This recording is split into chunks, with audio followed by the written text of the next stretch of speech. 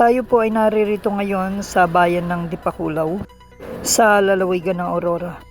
At tayo ay nandito sa isang malawak na bukirin.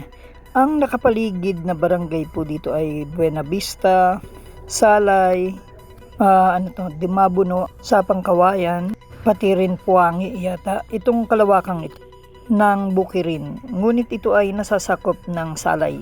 Ayon sa nakausap natin, magsasaka, Barangay Salay, dito sa bayan ng Dipakulaw. At nadaanan at nakita natin itong isang proyekto dito sa Barangay Salay, ang kanilang line canal na ngayon ay hinukay at lalagyan nila na ito ng kanal, ng line canal. Pang may dadaluyan ang tubig, dati wala nito. Sangayon sa mga nakausap natin sa mga bahayan dito, mahalaga itong kanal dahil binabaha sila at tumatawid sa kanila ang tubig pag umuulan o baha o bagyo. Ni kwan, sir ni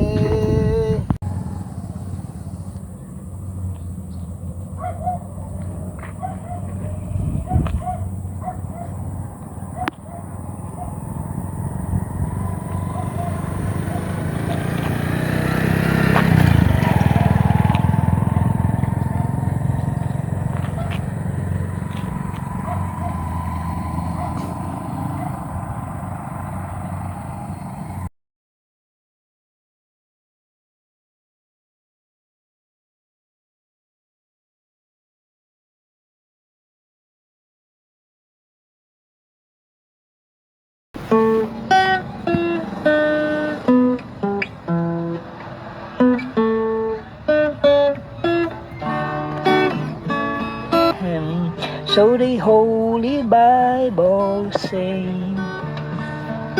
Mary's boy child, Jesus Christ, was born on Christmas Day.